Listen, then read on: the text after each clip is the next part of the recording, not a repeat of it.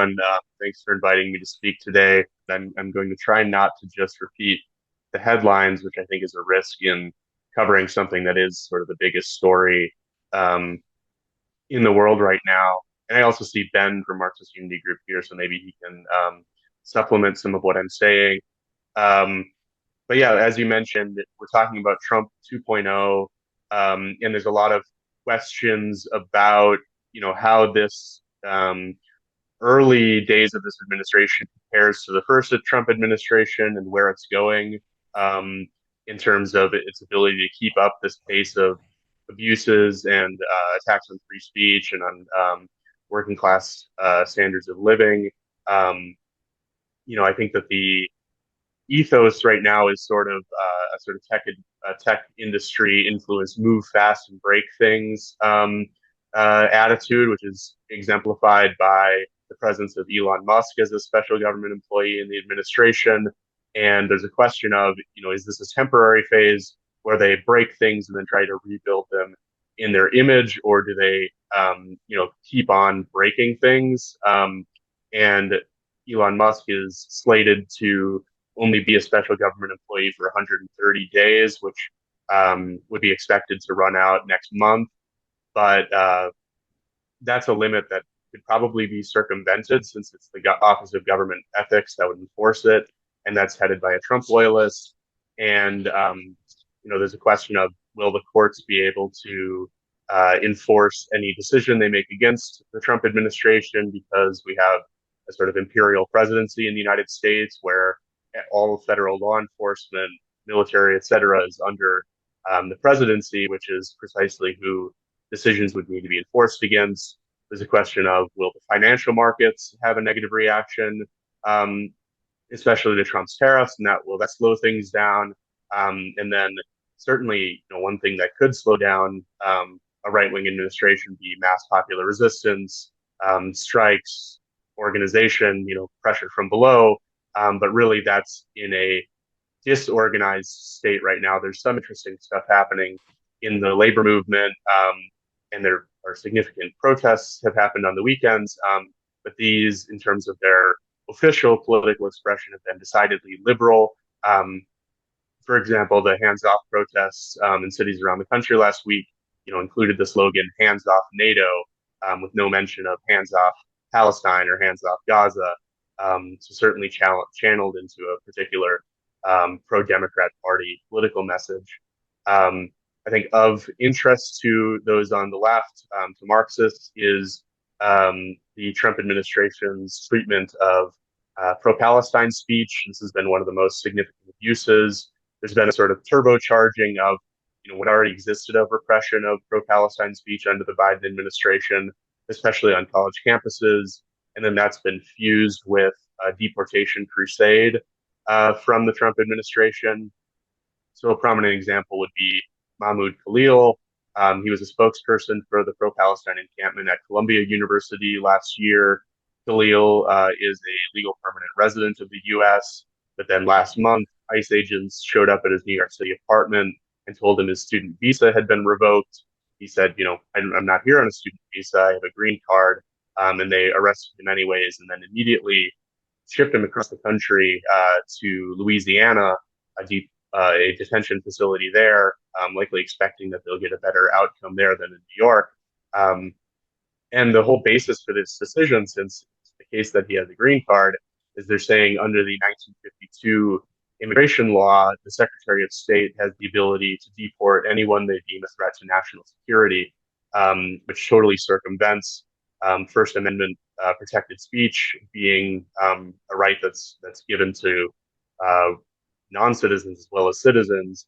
And an immigration judge in Louisiana just ruled in favor of that argument, saying that the Secretary of State did have that power, although there's also a pending habeas corpus case in New Jersey.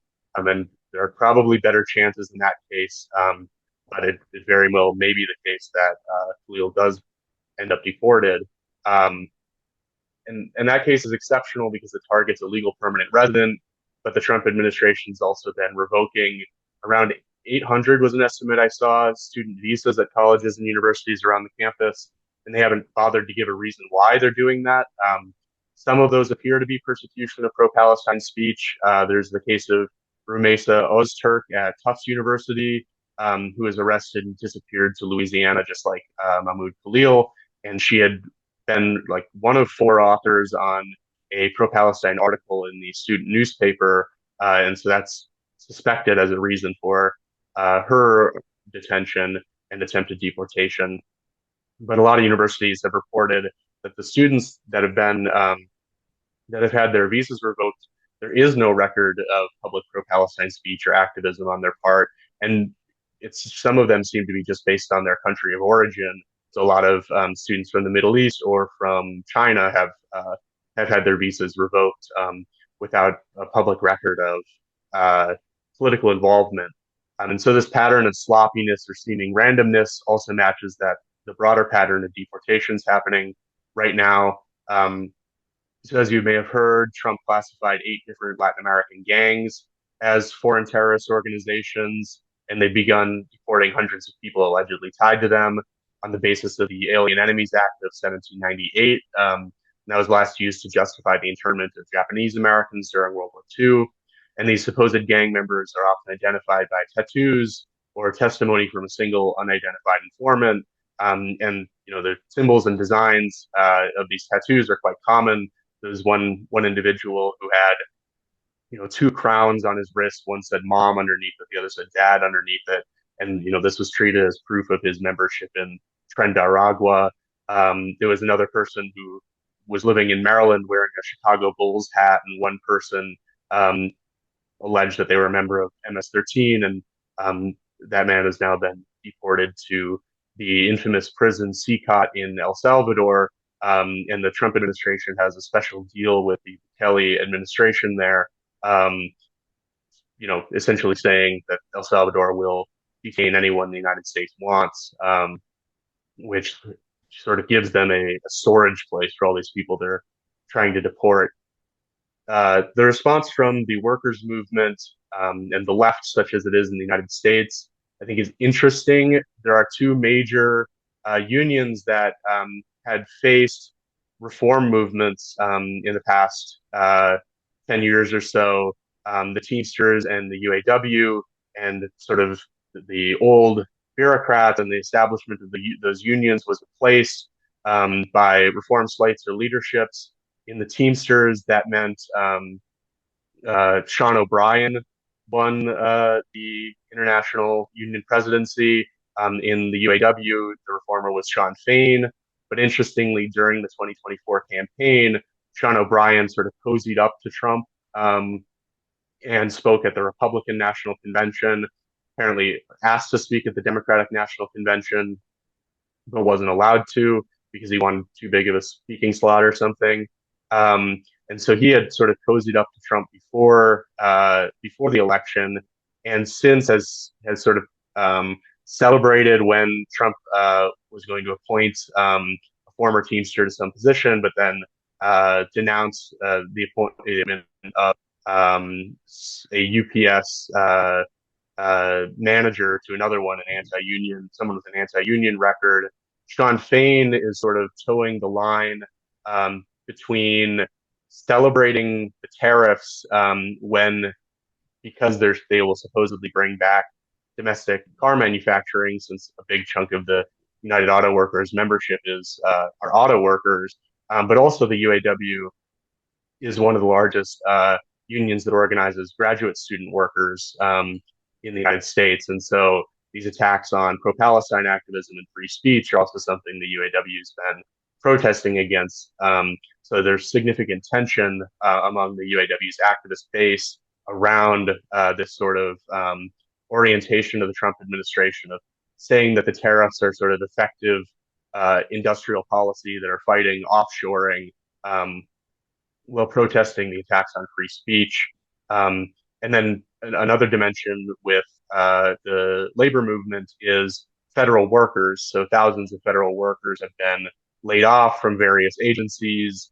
And so there's been efforts to sort of transcend the union divisions among the federal labor force, and there's been a federal unionist network set up, and some rank and file activism that might end up being fruitful. There's also legislation being considered that would restrict federal workers' ability to collectively bargain.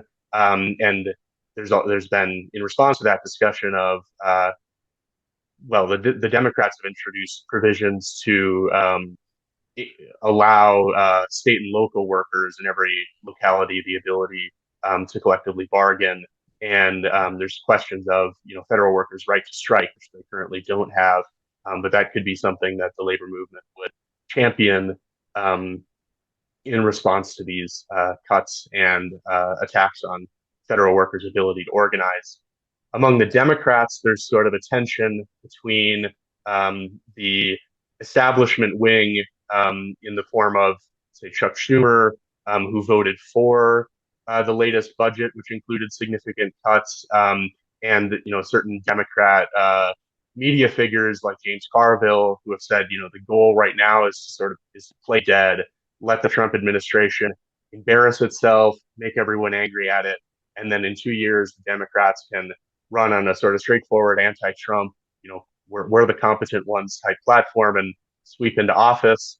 The base of the Democratic Party, which isn't a normal political party because it doesn't have a mass membership, but there are various sort of activist NGOs, trade unions, etc., associated with its apparatus, and there's people who identify with the Democratic Party.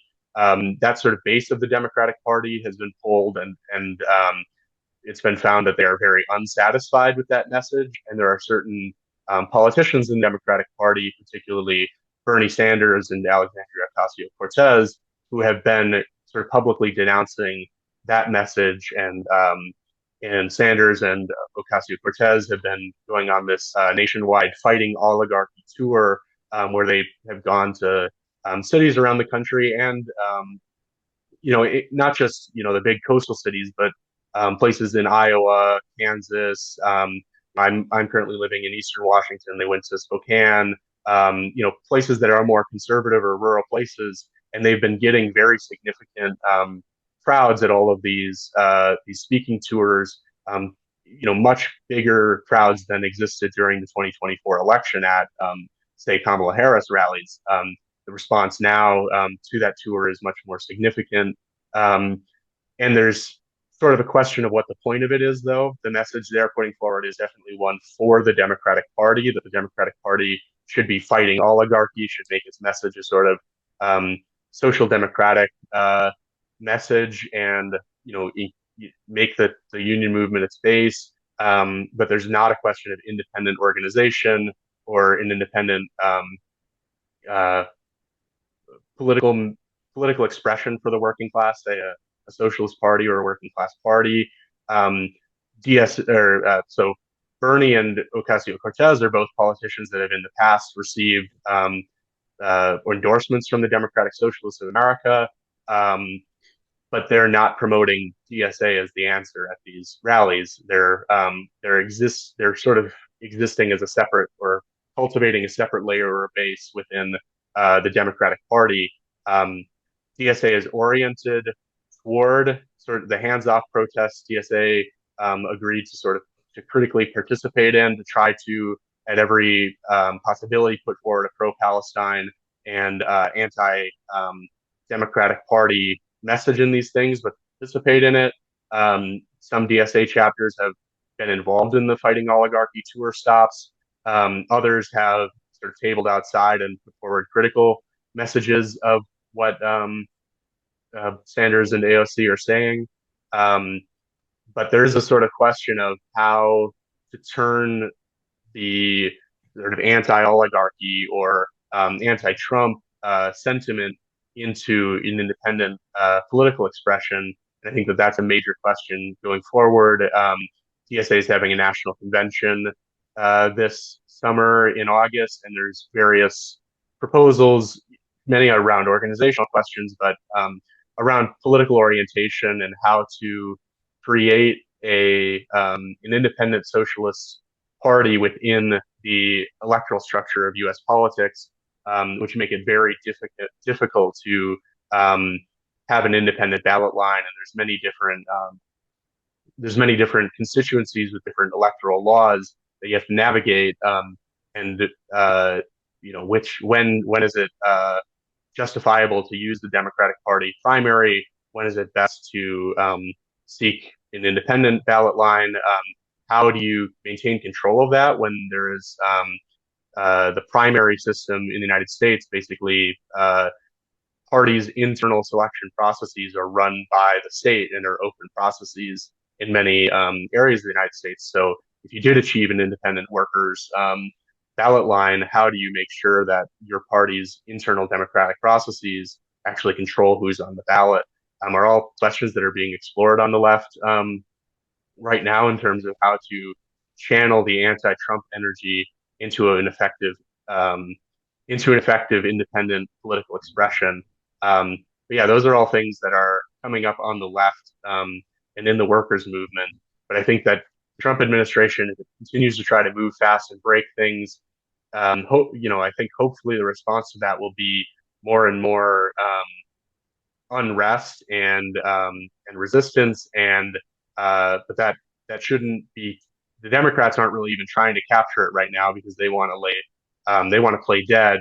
But how does it not just dissipate? How does it become channeled into an independent political expression? I think is the most relevant question. So I didn't really cover tariffs themselves in this. The Ukraine war, I think, is another significant dimension of the Trump administration. But those things maybe we can cover in the discussion. I think that these are some of the significant questions that the American left is facing right now in relation to the Trump administration. So thank you. Thank you very much for that, Matt. I think we'll probably keep you very busy with questions and interventions from the floor. I would like to abuse the position of chair and ask a couple of questions myself before I open it up. I might have misunderstood it. Sorry, but I got Andy, the impression... there is a second speaker. Oh, we have got. Ben. Sorry, I wasn't sure that Ben had turned up. Sorry, I do apologise. He is here. Yeah. Okay. Sorry, I didn't see any other response. I apologize. That was very helpful. Matt described most of like the immediate stuff, which I didn't really plan to talk about, so it's really good. But just to fill in that last bit, because it doesn't really fit into what else I was planning to talk about, but I think it's really important, which is like the US left's response to this. I think there's like generally been 3 sets of responses I've seen. Like in the concerns that Matt's been talking about, like within DSA specifically, one current has been the sort of, responding to the tariffs specifically. There's been a set of responses from the sort of more trade unionist oriented part of DSA associated with a formation called Bread and Roses, highly associated with Jacobin.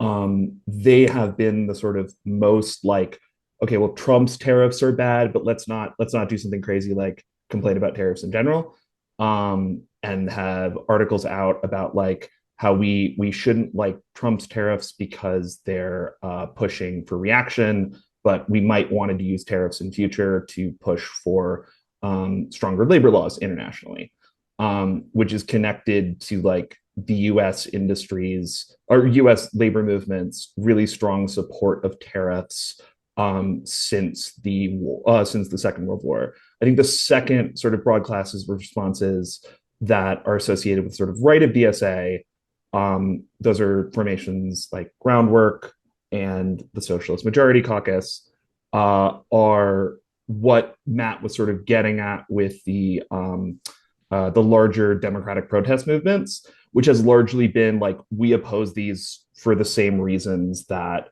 the Democrats oppose them, which is like, this is bad U.S. foreign policy. Like, why are we breaking trade? There's a sort of, I don't think, complete analysis of imperialism that like starts and very much like, this is bad because it is breaking the sort of U.S. economy right now. The third set of responses, Mug has not talked about this much yet as a body, but I think generally what and Mac should jump in during questions about his position, but I think generally like our feeling is this is just an extension of US, like a new stage in sort of US empire. We sort of hit a point, and this I guess starts in on the stuff I wanted to talk about, which is we've hit an interesting point in US foreign policy where up through the 70s, like after the 70s and the end of the Bretton Woods system, we have in the US a really big shift away from industry. As a result, like the post-war period, the US exits with like a third of international GDP. It comes into the 70s with a increasingly difficult to sustain trade balance situation, as it's like trying to prop up the global gold reserve system, which is in turn backing the sort of Keynesian international order, which allows for states to run their domestic policies independently. That ends with Nixon, who sort of is pushing. He does this on the rationale of ends a really, really long sort of U.S. general mercantilist policy, which goes back to as a Republican, which is interesting since the main debates in U.S. politics going back all the way to like the Revolution. Outside of slavery, probably the most important question in elections up to like the progressive era is the question of tariffs in the US. And the constant back and forth is between the Democrats, who are generally anti-tariff and associated with Northern workers and Southern slave capital, who want free trade with Britain, and then Northern capital and Northern capital largely, which is very, very pro-tariff and associated with the Republican Party. And this is like the major fight, in part because virtually all U.S. taxes comes through the tariff system, right up until 1919, I think is the date. No, I think it's 1912 when the 16th Amendment comes in and we get the income tax system, which makes it possible to separate foreign improvements from tariff policy. This shift creates this shift allows for some pretty radical change back and forth in U.S. tariff policies in like the late 10s. This gets to the Smoot-Hawley tariff that everybody talks about, which is a shift back to like relatively normal tariff rates for the U.S. that everyone says like expanded the Great Depression. Maybe did, I'm not sure. But that policy sort of goes on for a while the U.S. and all of this is happening within the U.S. as not the world's global hegemon, which allows us to pursue this sort of independent trade policy. After World War II, and we sort of become the guarantor of the capitalist system, we create the Bretton Woods system. This puts us in a position where we are sort of forced to be a guarantor of the larger system, capitalist system. This becomes untenable in the 60s with 70s with larger and larger inflation in the U.S. This forces a shift by the Nixon administration towards a more pro-China policy and creates like free trade, which allows for things like the growth of the Asian tigers, and Sweden through big balance of trade deficit, like big positive export-driven economies, where the U.S. has sort of been backstopping that system because we get the greenback and other things for a long time. I think which is all set up to the fact that I think the way to understand Trump's tariff policy right now, while it's really, really incompetent, I think it is like responding to a real set of problems from a U.S. point of view, which is that because we have been backing things like the WTO and the IMF and like the sort of general capitalist international order, like the UK before us, have had a weakening industrial base. This has put us in a position where, like, while right now we can still have a sort of dominant position vis-a-vis China, that's becoming increasingly untenable unless we make some fairly serious foreign policy changes. I don't think this strategy is necessarily going to work, but I think it's, you really, and if you want to understand from like a US point of view why these tariffs are happening, you need to understand them as like a response to China and a response to the this sort of lowering US economic advantage and the sort of decline of the unipolar moment.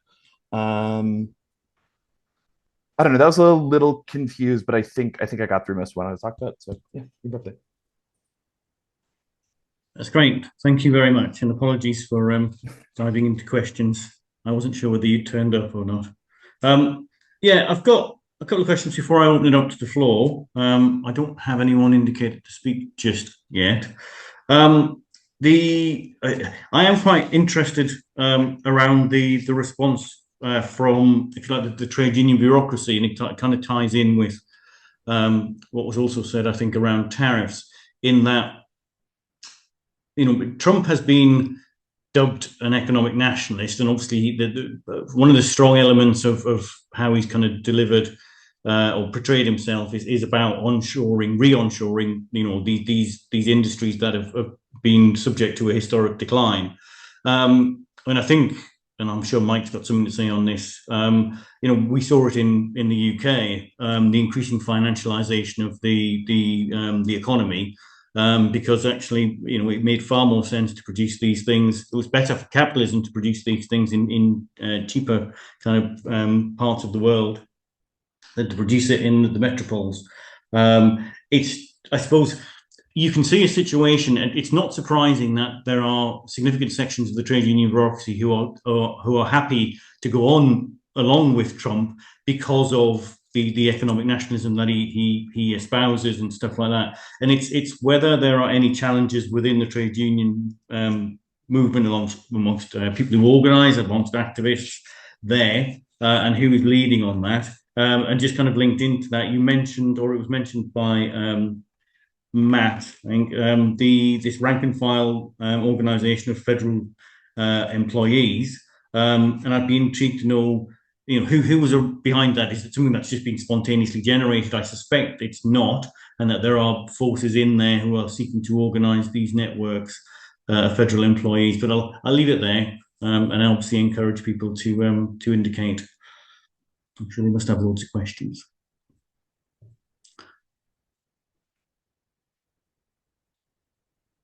Perhaps while we're waiting for Jack, I can bring you in. Thank you. Yeah, thanks, comrades. Just a couple of things. Is the Bernie AOC tour really a prelude to AOC running as a presidential candidate? I think she's the right age. You have to be 35 if I'm not mistaken.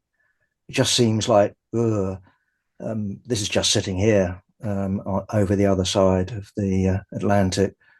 So that's just a question, you know.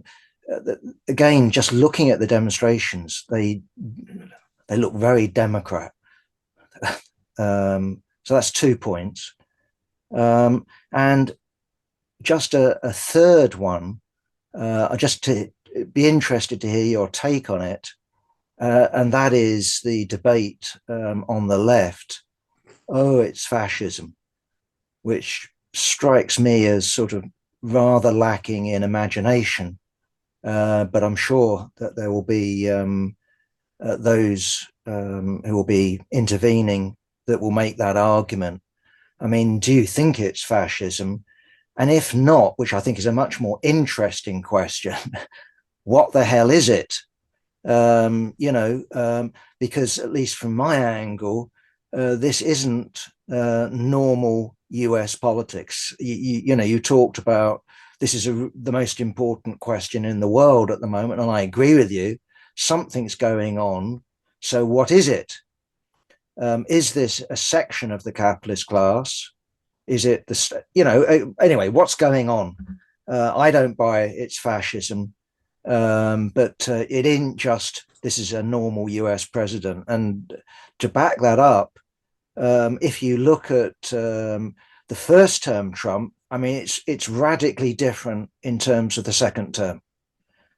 He's got his Supreme Court, you've got Congress, and he's going at 100 miles an hour. And looks like at the moment that will continue in terms of, what you described, Matt, as disruption.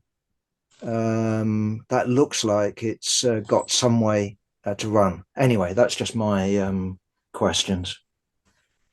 Thank you, Jack. I've got Anne McShane. Okay, thanks, Andy. So I want to ask you about Trump and Palestine, and and the question is, to what extent do you think that this question matters for the current US administration? Like, it sounds from what you're saying is that they're using support for Palestine as a pretext to clamp down and take heavy-handed measures to deport people. But do you think that this is a question that really matters for Trump? Do you think that, like, if the situation changes, or indeed if the situation gets worse there, as it is at the moment, that there will be any pressure on him to, like, change and tell Netanyahu to back off? Or do you think that he's going to push right through with it? And, like, I see demonstrations all the time, Palestine demonstrations. I mean, I don't know, are the Democrats involved in that? It wouldn't seem so, given the Democrats standing on Palestine.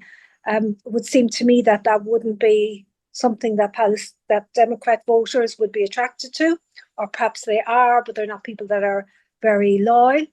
And then just final question on the tariffs. Do you think that they are going to change? Do you think they're just a bargaining chip? Or do you think that he's going to, keep the 10%, and that anything more than that depends on how you behave? Thanks. Thank you very much, Anne.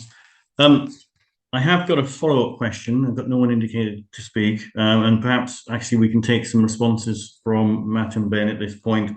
But before we do, I think it was Matt's introduction towards the end, and it was around the primaries and how primaries operate.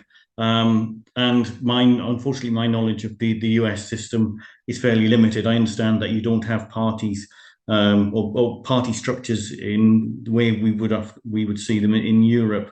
But I got the impression from what Matt said was that any left party would be subject to mandatory primaries in the way that we see with the Democrats so I'd be interested to get an explanation of that and a better understanding, because that sounds like the most terrible state interference in the operation of any left party, and a significant challenge to that party being able to operate effectively. So I don't know.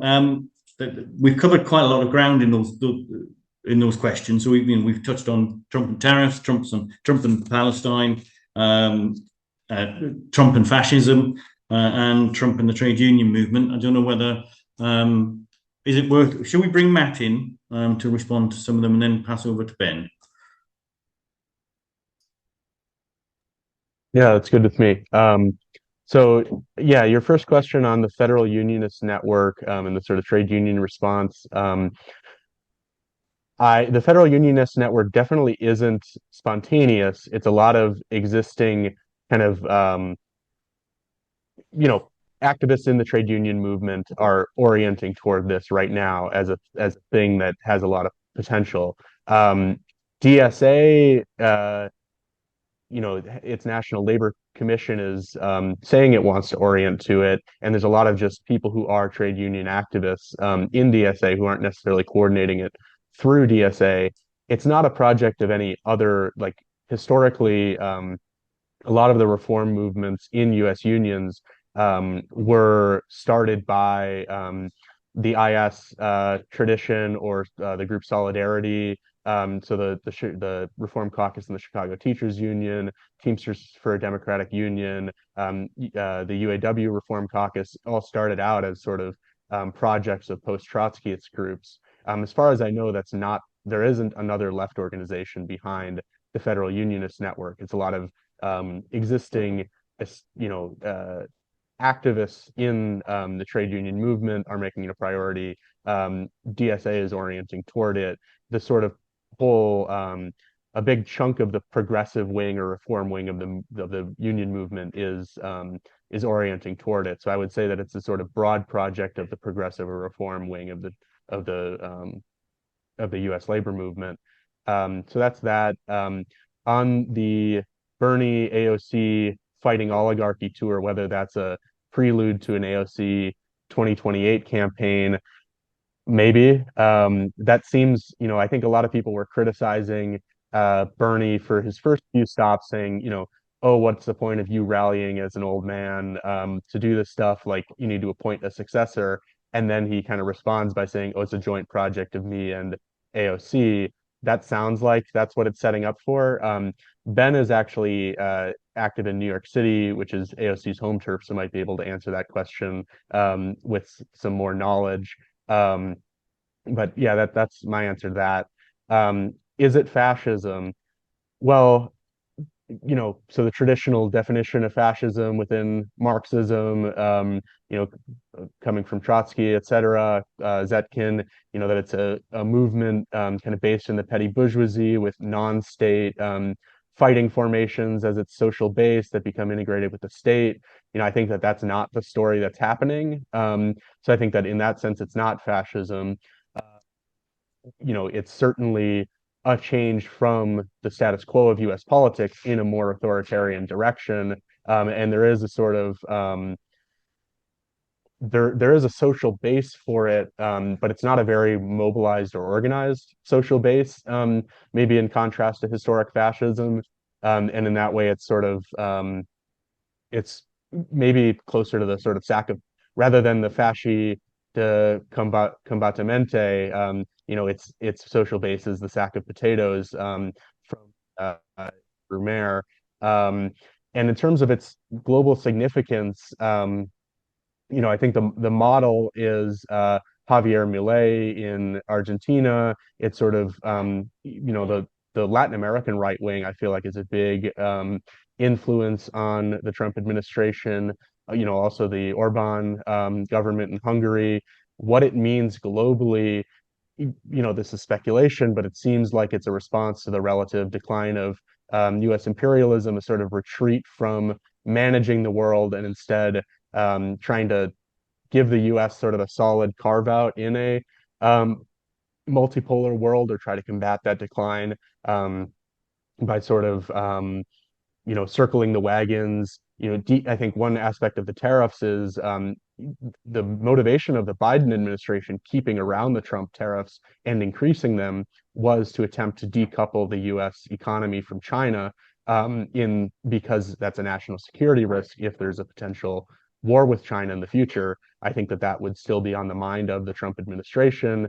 The rising China, the U.S. losing its unparalleled status at the top of the world system, making sure that the U.S. economy isn't reliant on China if there comes to a head, if there comes to be a sharp conflict over being on top of that greasy pole of the imperialist world system.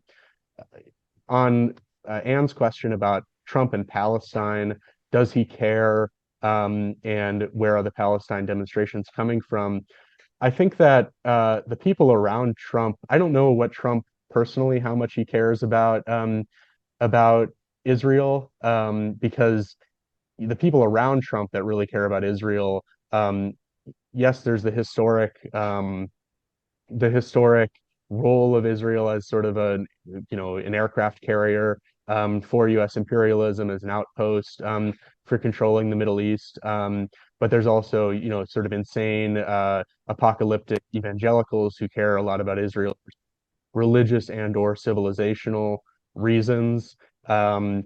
And so Trump himself, I'm not sure. People around him are definitely fanatic pro-Zionists and want to sort of back Israel to the hilt. Early on, like at the beginning of the Trump administration, he potentially, the depending on how one interprets it, or I'm not sure that all the information is out there yet, sort of brokered that temporary ceasefire in Gaza, but back up. I don't think he's really interested in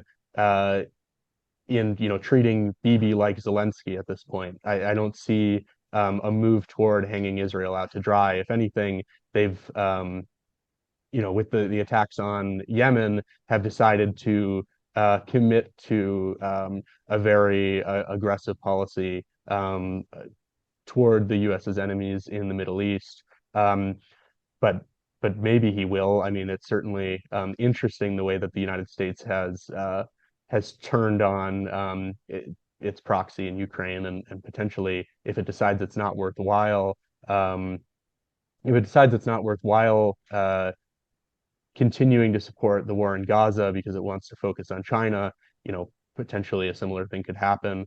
Where the Palestine protests are coming from, um, certainly not organized by the Democratic Party. No Democratic Party politicians, besides DSA members who won Democratic primaries, have supported the Palestine protests. The Democratic Party establishment is totally opposed to them. But they're linked to young people who have learned about what's happening on social media and by seeing what's happening in the world, have been energized by Palestine solidarity.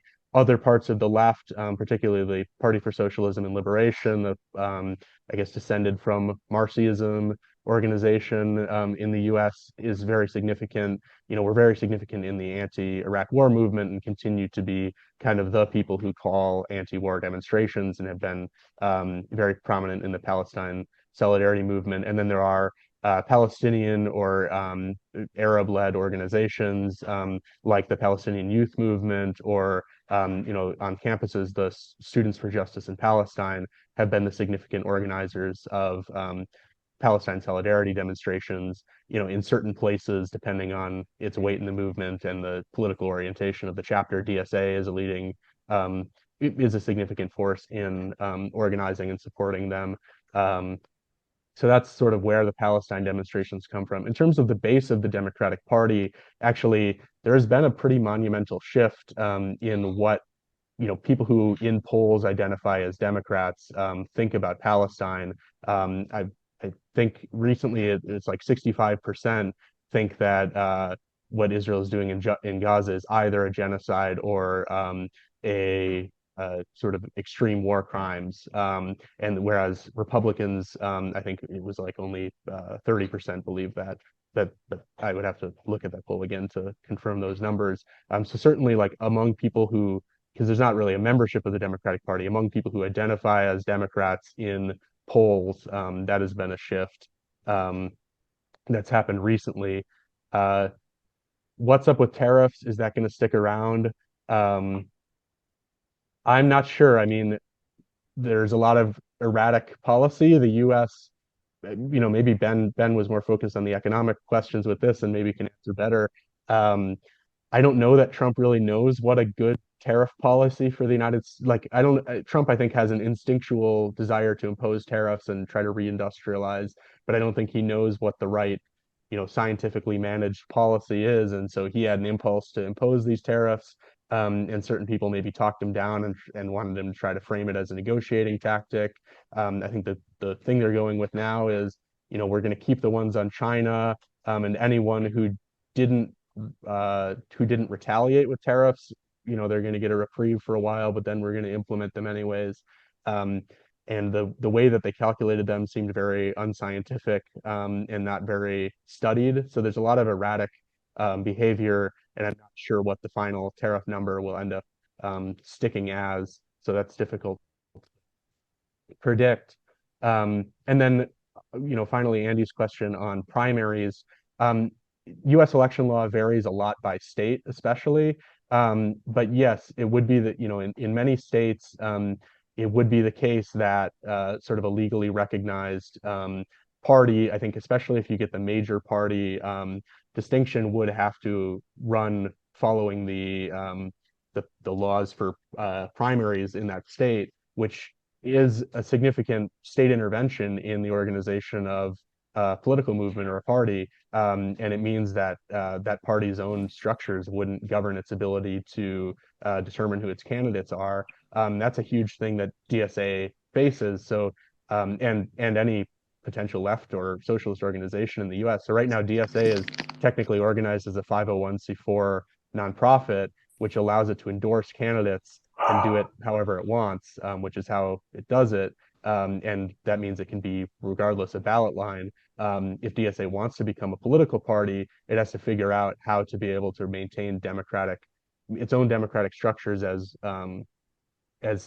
the means to determine its candidates for office. And so that's a huge question of how to navigate the political system. Of course, Marxists have organized in legal and political systems that have been very hostile to party organization before. When the German Social Democratic Party was banned, Babel and Liebknecht were in parliament, but they weren't tied officially to any political party, but they were ideologically and politically tied to the underground Social Democratic Party. So it is sort of a question of how we navigate legal structures that are hostile to the kind of organization we want to be, but keeping in reality, a democratic centralist structure for doing it.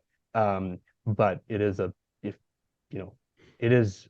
major challenge because there are a lot of what election reform or election fairness in the US is about is the idea that it is somehow wrong or corrupt for politicians to be influenced or controlled by anybody, which would include a mass working class political party that would be seen as sort of a conspiracy to influence an election.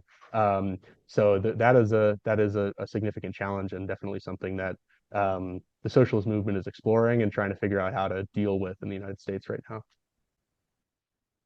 Thank you very much. That's very comprehensive. Ben, can I bring you in at this point? Is there anything that you would like to add? Yeah. There are a bunch. There's.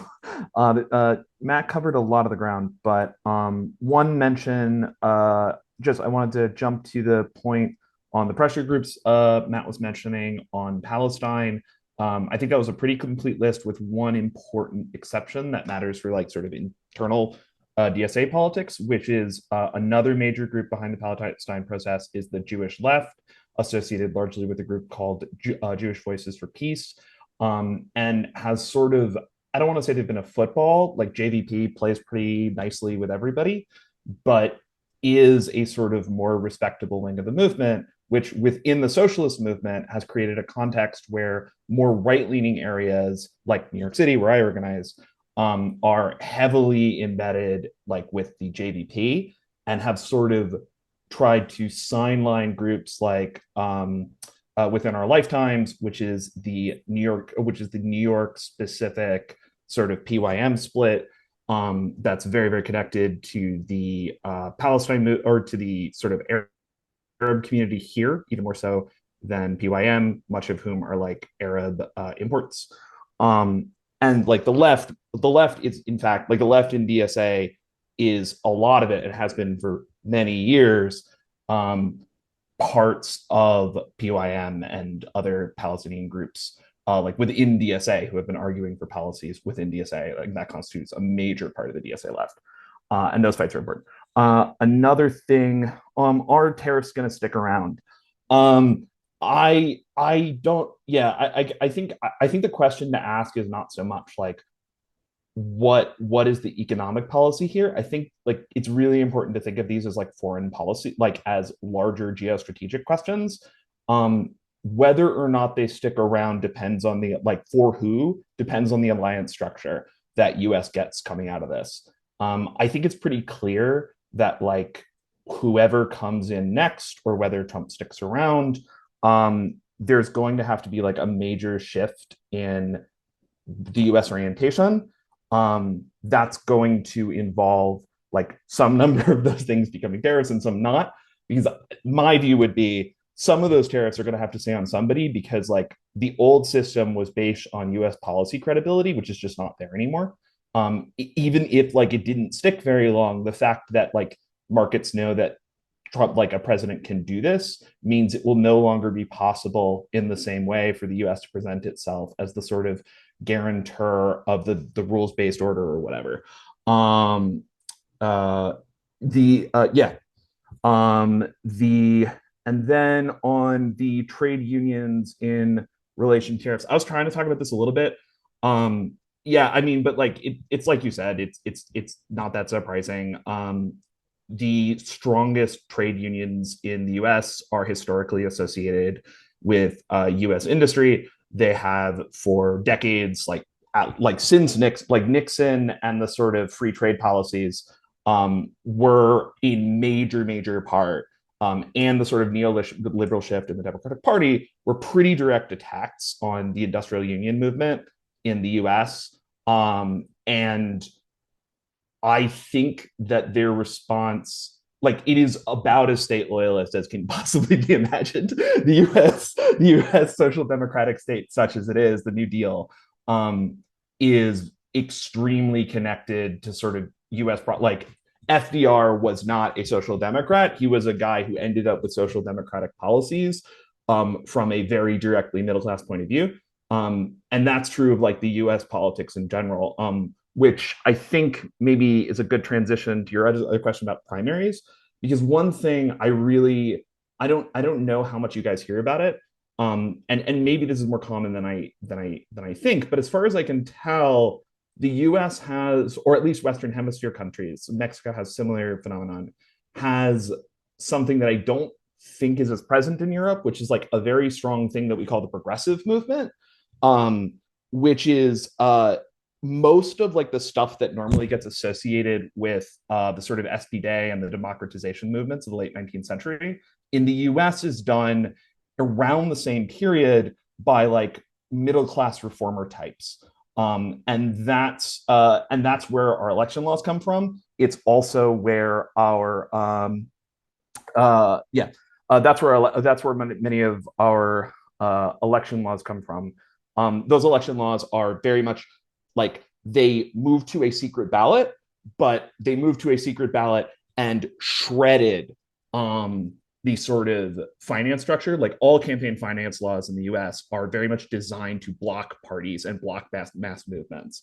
So they're both like, so in the US, much of like the progressive infrastructure that the Democrats are defending are, we have like a very, and we have to have a very ambivalent relationship to, because on the one hand, it is like what prevents like really direct corruption and like corporate takeover.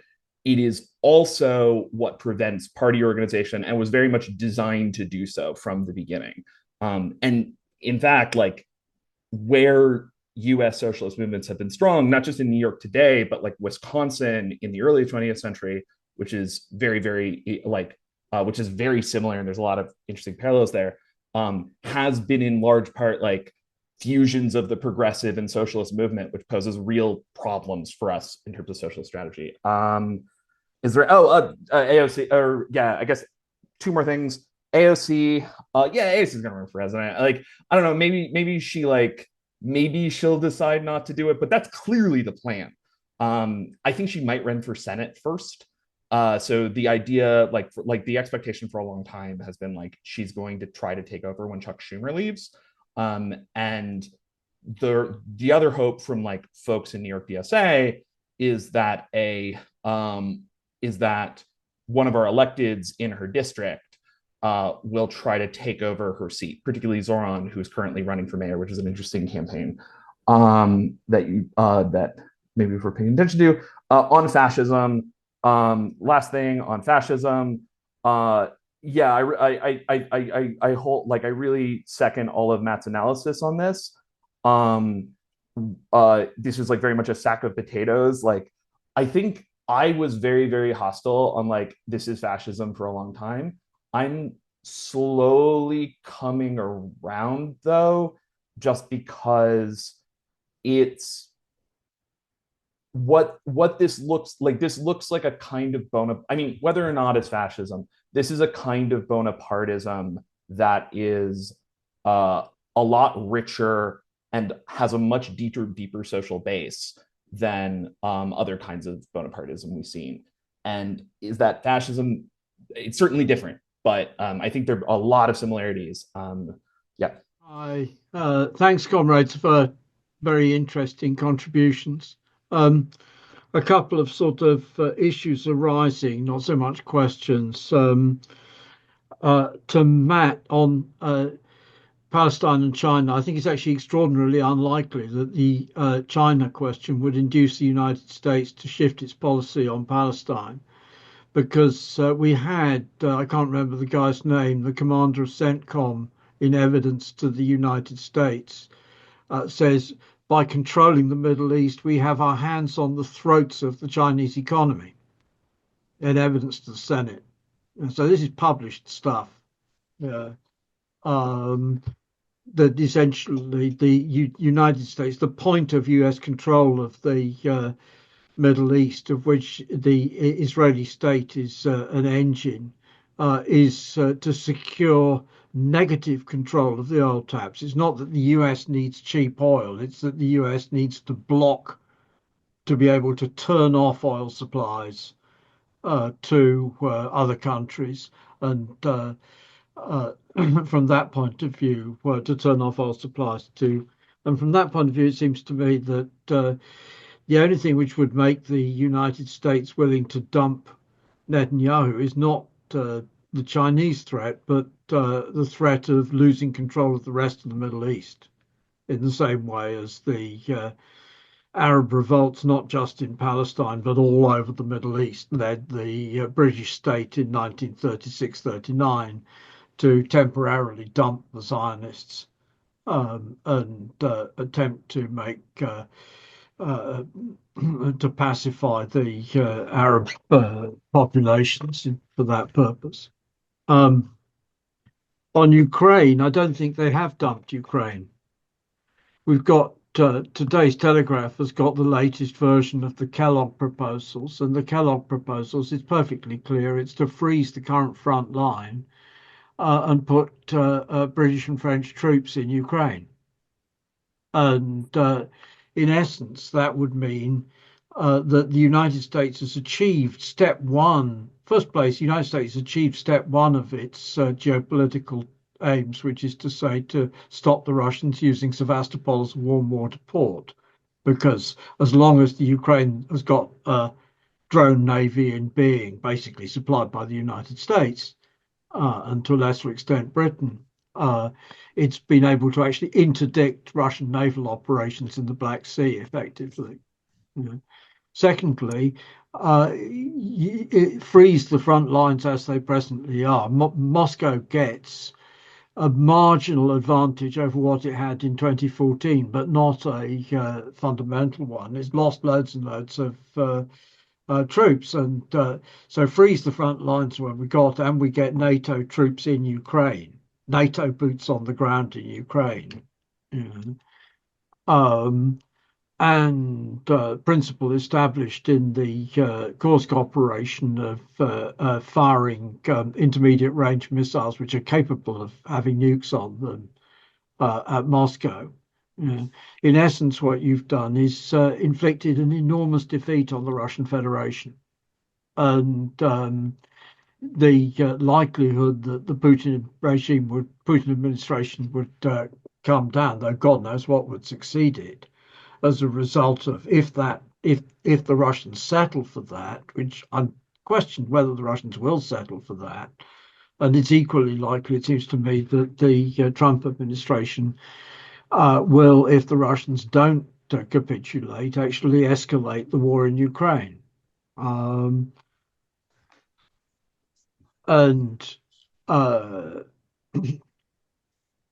going along with that, the other side of this, again, British bourgeois media, the Times carried an interview with the guy whose name I can't remember, who is the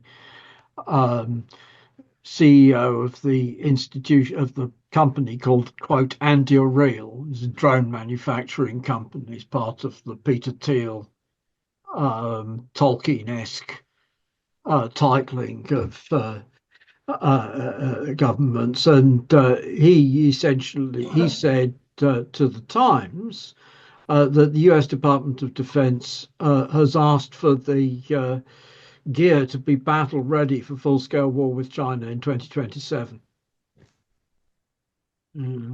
Now, okay, that's a sort of kite flying, but it's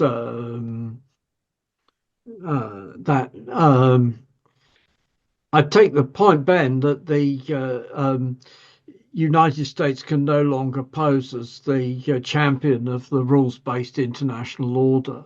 But in a sense, that was already it was already the case with W in 2003, that was let them hate me so long as they fear me. Because the invasion of Iraq, with a totally complete and utter absence of real justification, was purely and simply intimidation.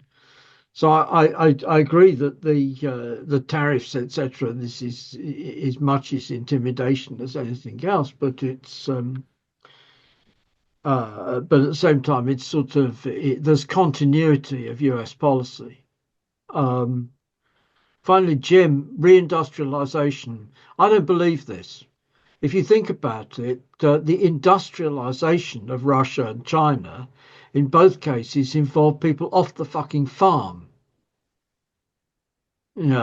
into the latest factories. And okay, lots of things went wrong, lots of people killed in accidents, etc., etc., etc. But the reality is, it's not true that it takes enormous amounts of education and training. Things can be turned around in that respect. And similarly, actually, masses of housewives who had not been employed in industry at all were put into the arms industry. There's an American propaganda figure, Rosie the Riveter, in First World War, Second World War. This sort of stuff can turn around very rapidly.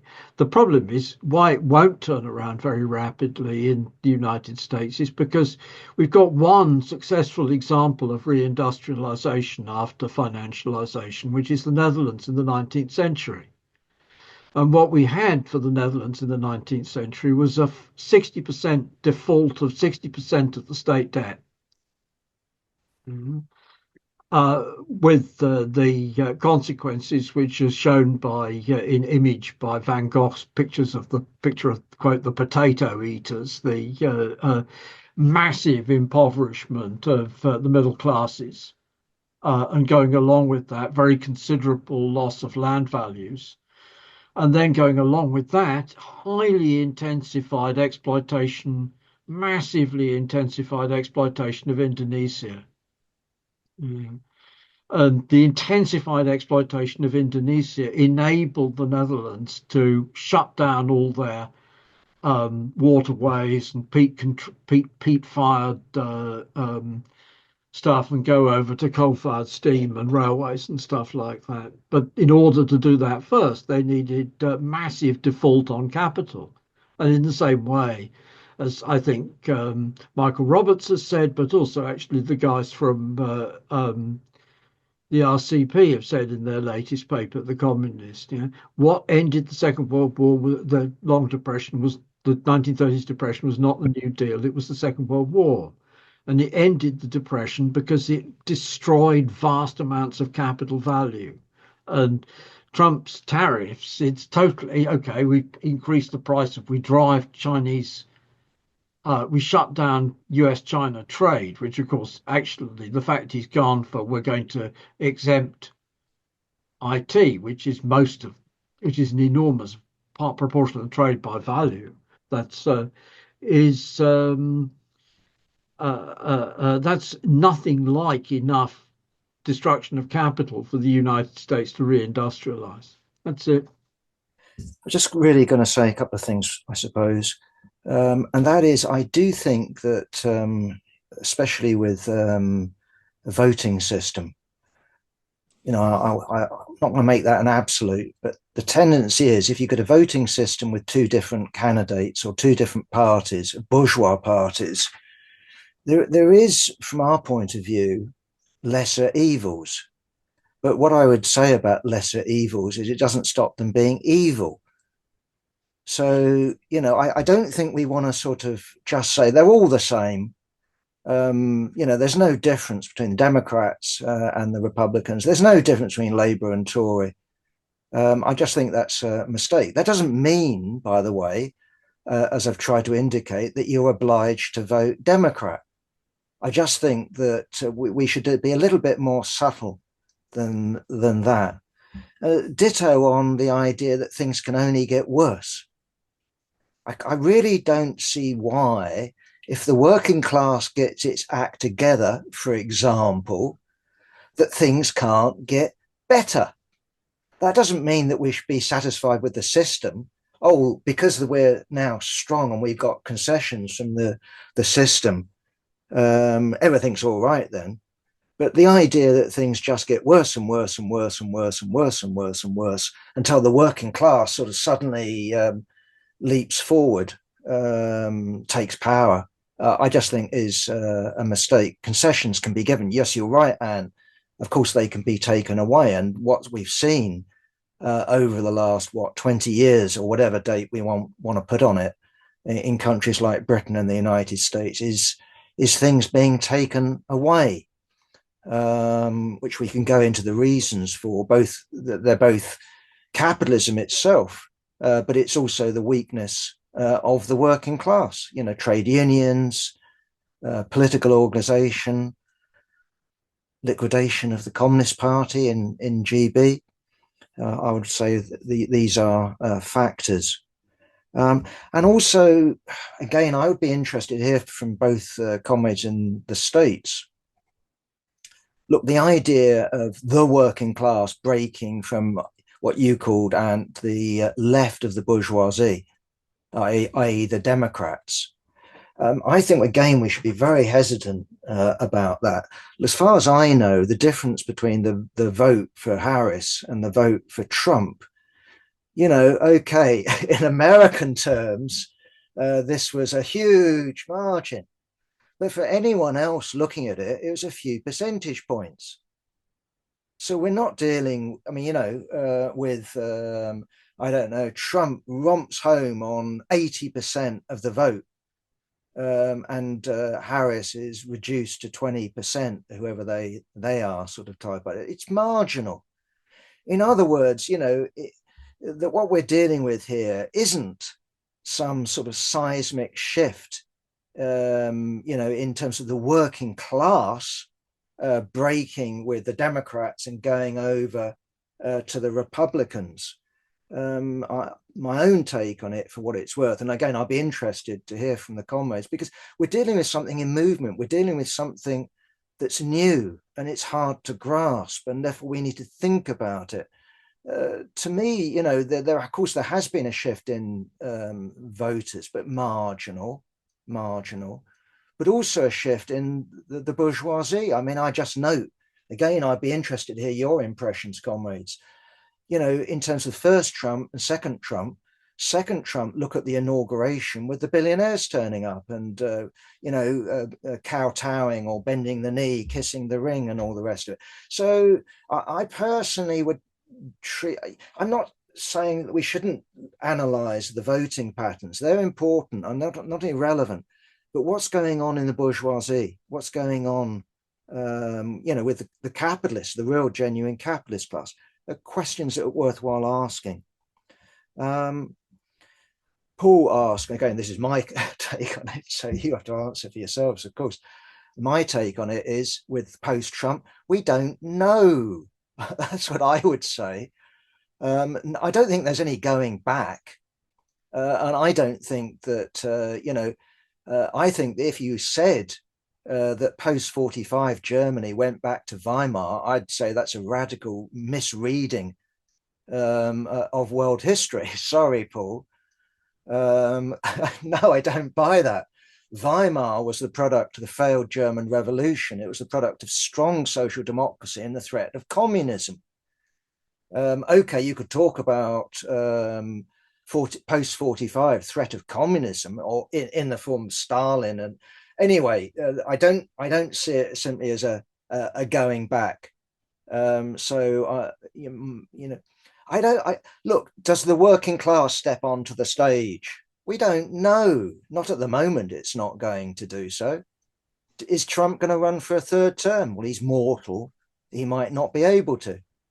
So we need to start trying to get at grips, in my view, not because we know the answers, but we need to start coming up with how do we operate in these conditions. And all I'd say is that if we look at Trump, it's certainly true that there are lessons there to be drawn from Argentina or Hungary or India or Japan. The difference is, I would suggest, is simply that the United States is the global hegemon, which makes it impact on us in a way that, you know, what's going on in India or Argentina. I mean, sorry, shrug of shoulders.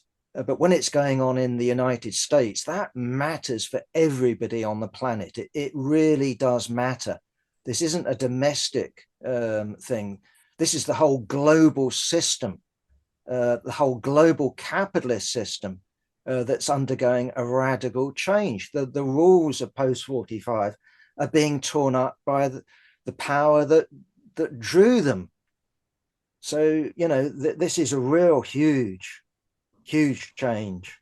Yeah, so I didn't have much to say there, I don't think, but well, it's more on the level I think we need to think, and I'm trying to think, and that, you know, so I'm thinking out loud.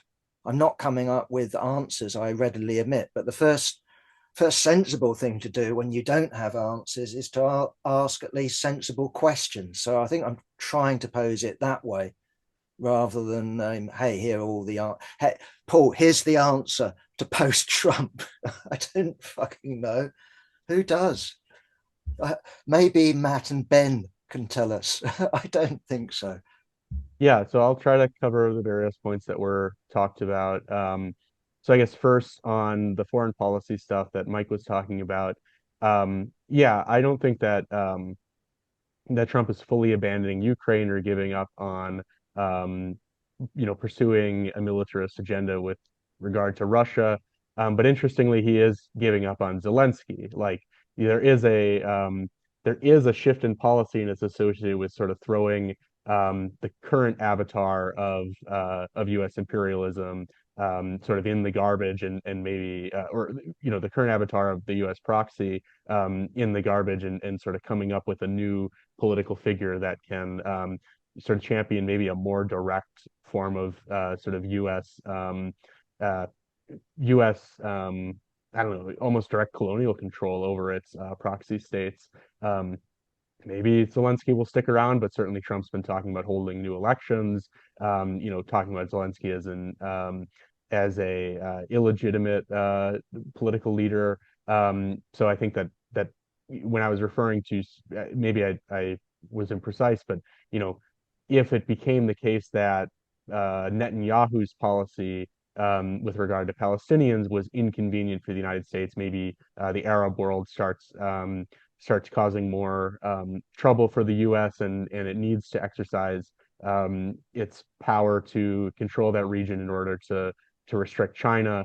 You could see a flip on the specific Netanyahu wing of Israeli politics.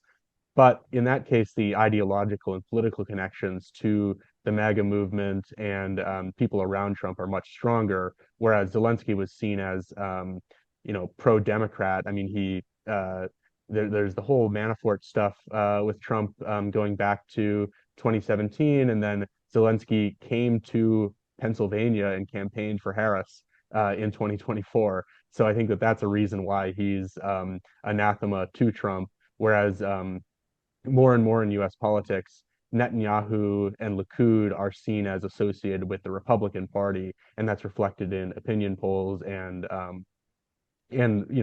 Democrats will say, "Well, I don't like Netanyahu," but and so there's the political expressions of U.S. support for its proxies could change, even if policy shifts somewhat, but doesn't fundamentally. And then I think a lot of the rest of what I have to say is connected to the sort of question opened up by Ant and commented on by Jack and Andy, which is this idea of sort of breaking with the capitalist left, abstention. I think Paul also talked about returning to norms after Trump, and then we can get into maybe some of DSA stuff.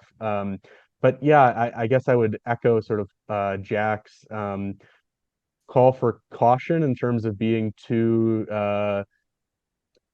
maybe too dogmatic about our conclusions or predictions. In terms of breaking with the capitalist left or rise in abstention, you saw increasing abstention for decades in U.S. politics, and that led to predictions that the Democrats, after Trump, Democrats could never win another election.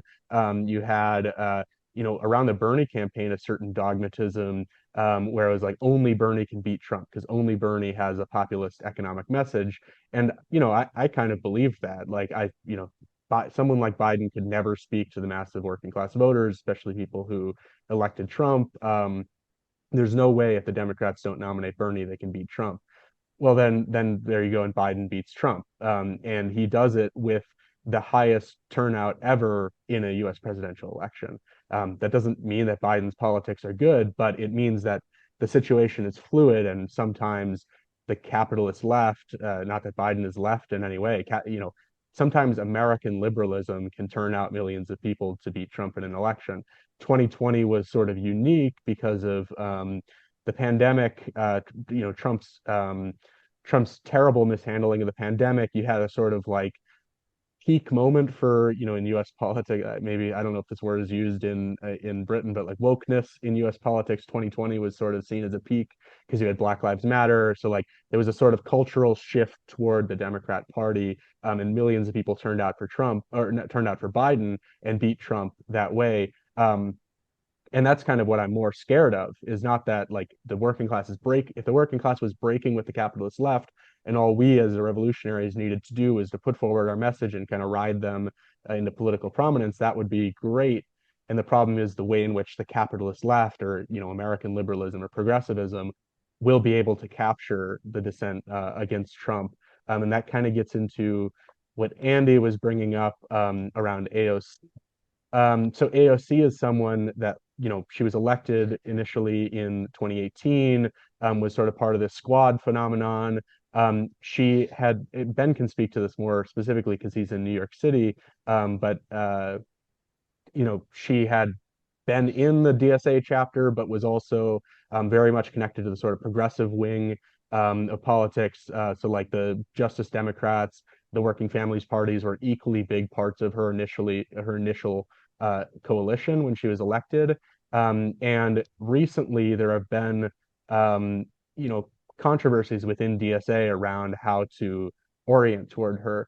So in her 2024 campaign, the National Political Committee of DSA said, if AOC wants a national endorsement, she has to abide by these conditions, and a few of them were like never vote for military aid to Israel, because she has not voted for it. She's abstained once on the Iron Dome, but then she was making noise about, when she's been voting against the military aid to Israel in the past year, she's been like, well, if it was for defensive aid like the Iron Dome, it might be okay, but this is being used for, and she did use the word genocide. This is being used for a genocide, so I'm not going to vote for it. Well, that caused some concern of like, in the future, is she going to vote for military aid to Israel? So that was one of the conditions. Another condition was never vote for criminalizing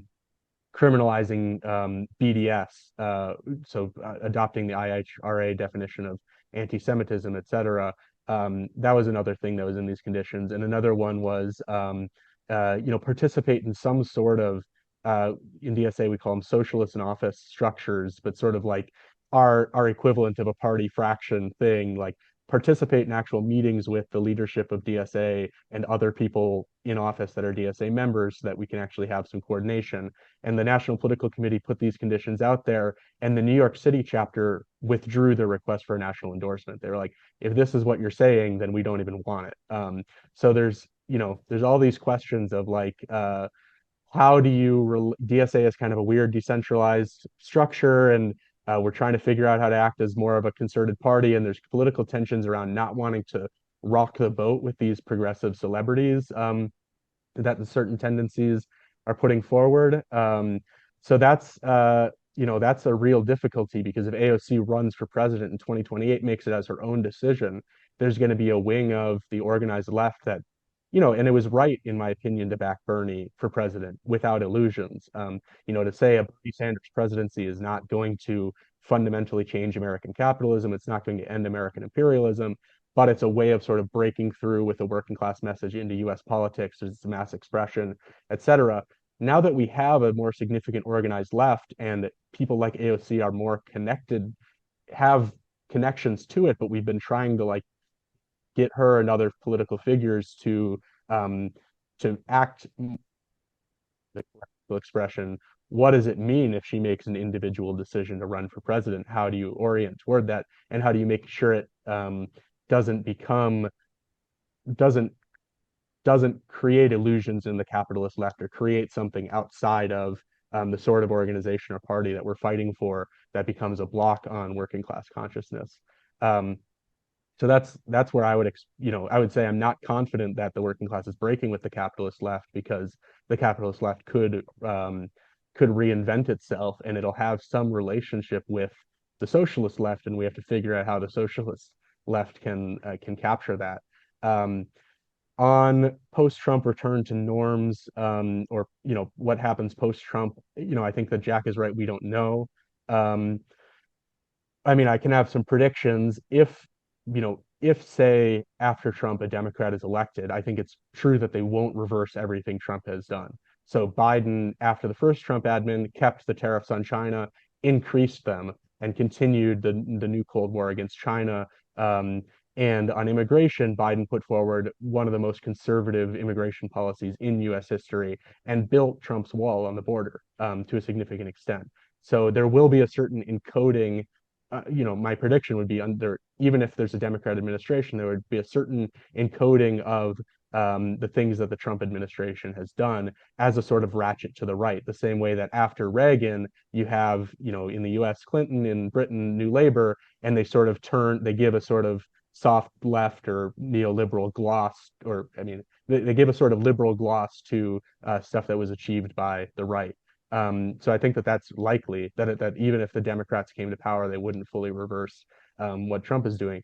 If AOC came to power, if AOC became president, I don't know. I mean, she would get she would probably try to reverse stuff, but she would be facing our undemocratic constitution. She would be facing incredible institutional pressure, and a useless Democratic Party. So that's that. And then on voter fraud, this is a constant refrain of the Republicans, that there's massive voter fraud in the U.S. There's not really evidence that it happens, but it's used to disenfranchise people, create extremely restrictive ID requirements. I believe the SAVE Act that was just passed has really restrictive requirements around if you change your name, and they require like a birth certificate or a passport, a passport to prove that your name change is legitimate, which is even being seen, like, even might disenfranchise married women who change their names. And so wealthier women are more likely to have a passport. So it ends up disproportionately affecting the working class. So it's a huge effort to eat away at working class suffrage. And then in terms of stuff in DSA, there's a 2025 DSA convention. The 2023 to 2025 National Political Committee of DSA was seen as sort of left in the context of DSA's history. Marxist Unity Group, we have 2 members on the National Political Committee. There's a few people like independents that are on the left, and then there's a group called Red Star, which calls itself Marxist Leninist, and then there's Bread and Roses, which is sort of center or center left, kind of post Trotskyist, but sort of social democratic, kind of associated with the politics of Jacobin magazine. And then there are 2 major formations to our right that form a significant kind of right bloc that's maybe 40% of the body.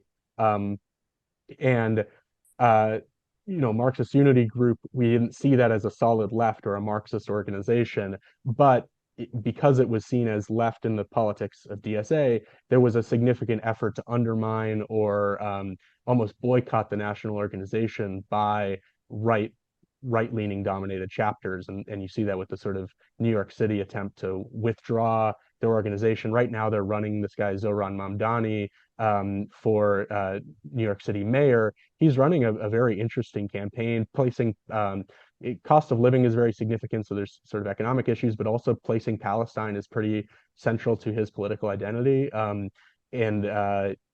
And he has a sort of long heritage on the left because his parents are his father is a left-wing professor at Columbia, but they're not seeking a national endorsement for that mayoral campaign because they don't want this troublesome leftist national to be able to screw up their flashy mayoral campaign. So I think our challenge at the convention is to find ways to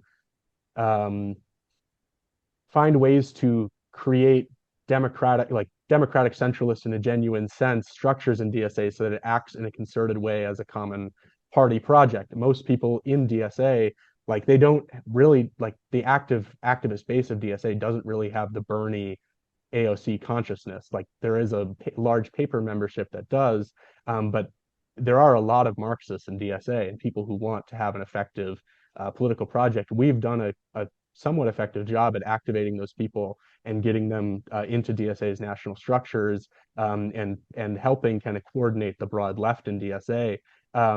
But now we're facing this problem of there are chapters that are dominated by the right, especially in larger cities, that are trying to undermine that national coordination, and the national body doesn't have an ability to concertedly direct things in an effective way. And we also face this problem of ballot lines in the United States, and there's questions about how to relate to the Palestine solidarity movement. We passed a draft program at our Congress as a Marxist Unity Group. We're putting forward a version of that at the National Convention that we're encouraging the organization to adopt in order to have a sort of solid programmatic basis.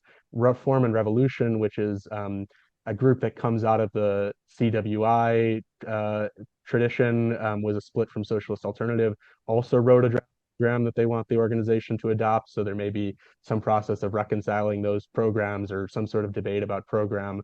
And then we've put forward other organizational stuff about electoral strategy, and sort of what principle. We have one called Principles for Party Building, of principles of how a democratically structured party would be organized. And there'll be various fights on orientation of the Palestine movement, the labor movement, et cetera. But that's sort of the state of things in DSA. And we're dealing with the chaos of the Trump administration, figuring out how the left should navigate that.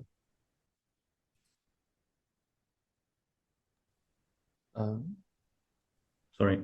Thank you very much, Matt. Yes, Ben. Yeah, that is way too much to cover, so I'll try to stick to as few points as I can. Left unity. What are the prospects for left unity right now?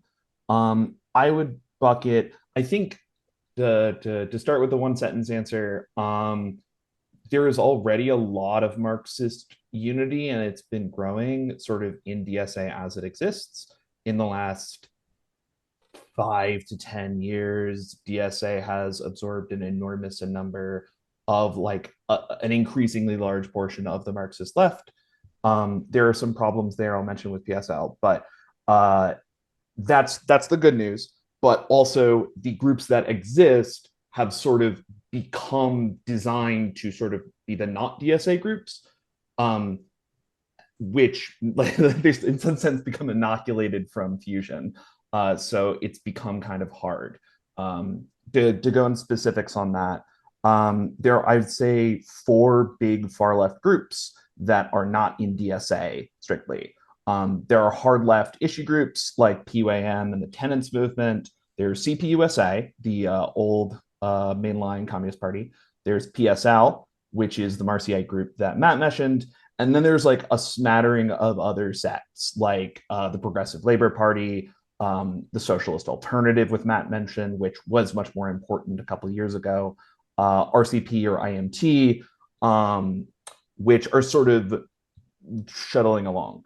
That first group, hard left, talking about those in turn, hard left issue groups, it's not clear why we would like it. They're sort of doing something slightly, they're doing genuine base building. It's not always obvious like why these abolitionist groups need to sort of get merged. And also to the degree that they do, like big chunks of the membership of all of these groups are DSA members and articulate their policy through like their politics through DSA. They're just not formally merged. I'm open to arguments that maybe they should be, but I don't think it's obvious, and I don't think it's necessary for unity of the Marxist left necessarily. Okay, so the second of those groups, the CPUSA, they have not merged with DSA because they're sitting on huge chunks of Russian money and are controlled by a coterie of old line figures who see very little reason to merge and sort of have the control of the offices. So it's not clear how you could like fix that. There are people who have tried. That's a really worthwhile effort. I would really love to see a CPUSA merger. It's just that the people who have tried have not been super successful. I would love to see a CPUSA merger. I just don't see it. Like the money and the groups in control just seem too entrenched for now. And big chunks of them have like left, not in groups, but individually, big chunks of them have left and joined DSA. So there's been some move on with that. The third sort of like biggest, I would say like the biggest fracture in the Marxist movement in the US right now is PSL, that Marciate group that Matt mentioned. It's a cadre group that has sort of, unlike a lot of the other groups, which I'll mention in a sec, never really tried to engage DSA and has sort of existed on its own. And like many of these groups, historically, has a policy has an actual programmatic demands that look not that different from big chunks of the DSA, but is a separate group, has a very different organizing structure. Unlike DSA, it's a cadre group, not really a mass group. And it's gotten a lot of energy and a lot of play out of like not, particularly on college campuses, not being the AOC people. There's a lot of ways that like people in DSA talk too much about AOC, unless you're on a college campus. Like if you're on a college campus, AOC is like a huge deal for your practical organizing. People get very upset about that. And so they're joining PSL. They're also funded by like some billionaires that I don't understand and are controlled by like a family that I don't understand. I would like to see a merger with them as well, but like again, I don't think there's clear prospects for that. Just because like their leadership has good reason to want to stay independent and they have the resources to do it. So it's not clear how that's going to happen. Then there are the smaller groups. Those are like SALT, RCP, others. A lot of them have tried like so the problem. So there has sort of been mergers already, which is like big chunks of these groups have already seen DSA and it's like, oh, this is SDS. This is like a decentralized group we can take control of. So they will like join or like work with DSA chapters. And what keeps happening is that they'll do this for a while, and then the people in these groups are will be like, wait, why am I in SALT? DSA seems way better, and then they just stop really engaging with their original groups, and so the leadership gets freaked out and they pull out. This has happened a few times. SALT in particular is the most famous example that has like the entire formation of Reform and Revolution comes out of exactly that process.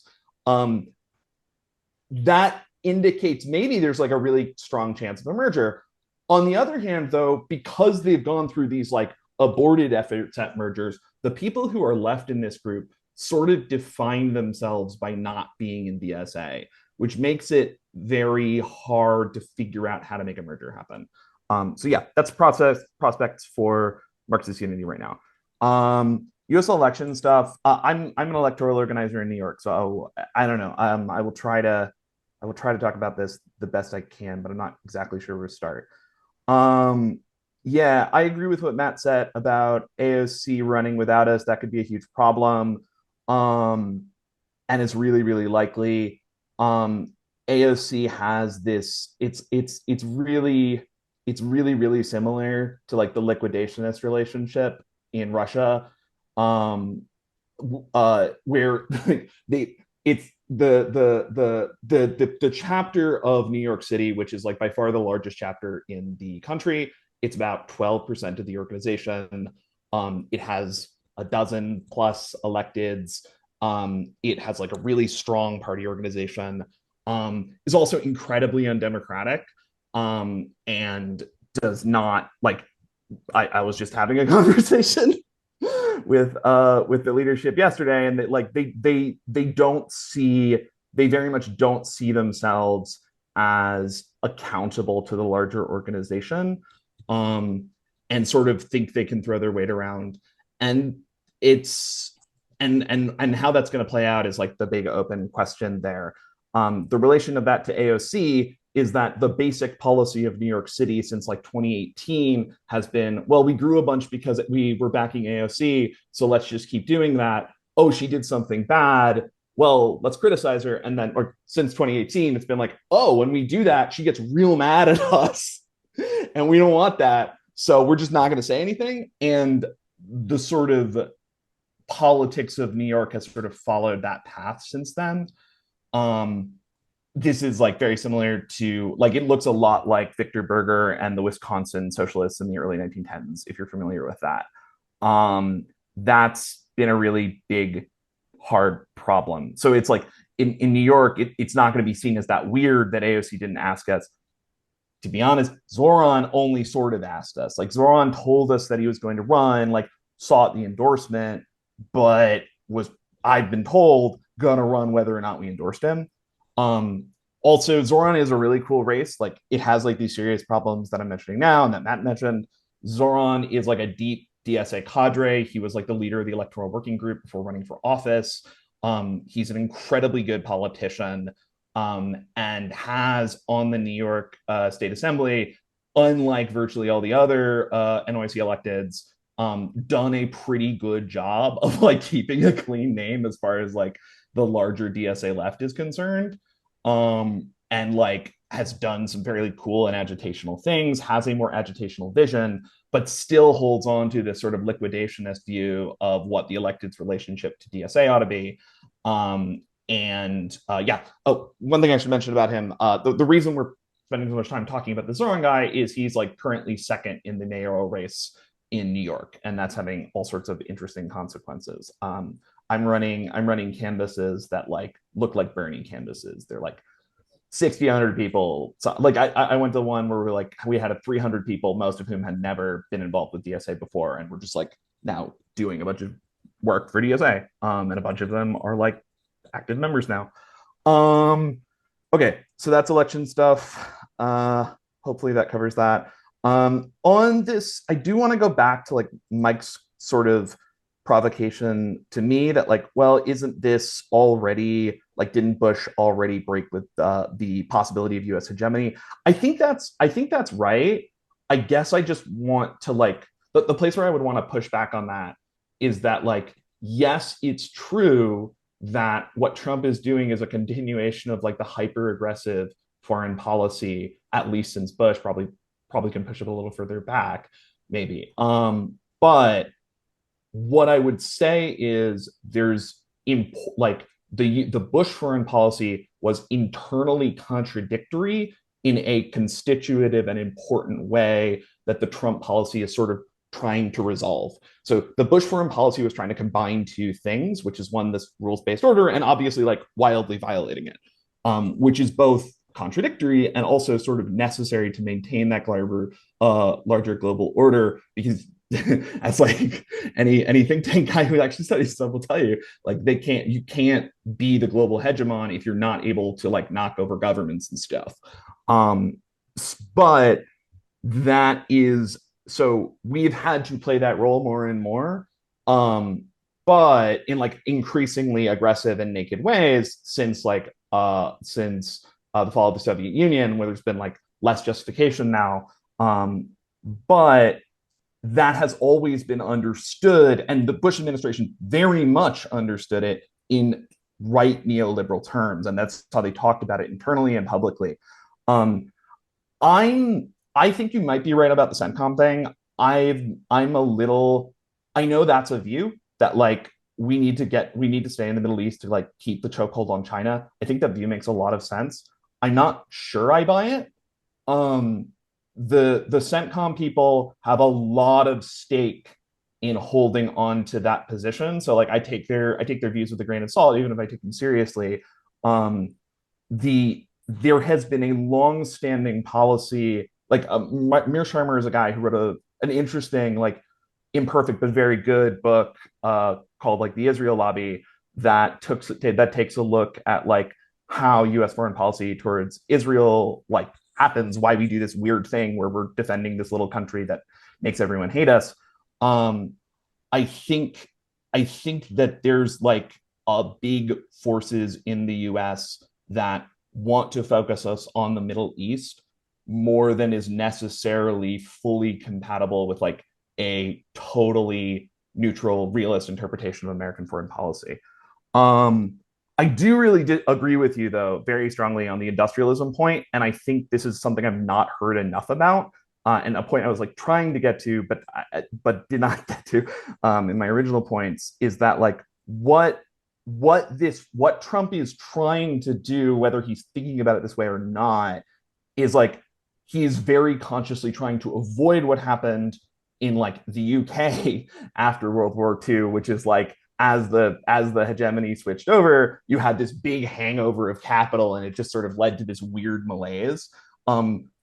Trump is engaging pretty not that consciously, but pretty directly in a policy that will destroy huge chunks of US capital, and that's probably necessary for any kind of building of the US into a successful sort of bully on the global stage in the way that they want it to be. The capital destruction is going to have to happen, because the reason why US equity prices are so high is because of massive capital inflows that are allowed by the US's role as like the sort of global hegemon, which means the only way you're going to get out of this mess is by like those things going down hugely in value, which is connected very strongly to like the incredibly serious housing crises in the US, where you just have huge amounts of capital flowing in and have driven rents to a totally unsustainable level. But I'll stop on that. Yeah, and then and which is why I don't know. I forgot who mentioned this, but like Mike's wrong that we can't do an industrial policy because like we're just too rich. I'm not sure about that. Personally, like I just want to see what happens because I don't know how much capital is getting destroyed here. If there, like, I think the question was set up correctly. Like, is there going to be enough destroyed that it will happen? I don't know. I don't think like the Dutch did it. The British didn't. Is the US going to be willing to? Well, I think we are transitioning to a more realist position faster than a realist as opposed to neoliberal position faster than a lot of those earlier global hegemons did in their sort of cycle of decay. I think, but does that also mean that it's sort of impossible for us? Like, there's sort of too much to lose to destroy the level of capital necessary to build industry? I'm not sure, but I think that's the question. Like, does Trump have the stomach for it? Which gets to the last thing, which is, can we return to pre-Trump? I just want to really I guess I want to repeat the thing I said in my last response, which was just no, and in like the very specific way that yes, the US has been the global bully and the global ignorer of like the order, like the rules-based order or whatever, even while we talk about it. But also that was really done at the behest of global capital in large ways. Like, there have been, you can argue about Iraq, but the global finance capital, and particularly US finance capital, has been a really strong ally for the Republicans, including like Trump, at various points. And Trump is saying, fuck those people, which that's like a bell. Now that it's clear that even if he doesn't go through with it, now that it's clear that that's a thing that can be done, I don't think we can return to the old foreign policy, which was very much premised on the U.S. will never do this, in my view. Like, yeah, like treasuries are what they are because not because not because the U.S. is so safe, but because like it's the lodestone. The U.S. is the one thing that doesn't change its policy. I think that's enough. Okay, I'll be there. Okay. Thank you very much. I'm going to draw the meeting to a close at this point. Unfortunately, we've already lost Matt, so I can't thank him. But I can thank you, Ben. It's been, well, I found it a really interesting discussion. And perhaps we can set up another one. I don't know. I'll have to have a chat with the organisers. But I found it really useful. I hope you found it useful to discuss ideas and, you know, sort of bounce some ideas off other comrades. And hopefully those who took part in the discussion or have just sat and listened have also found it a useful discussion itself. And hopefully we'll see you again at next week's Online Communist Forum.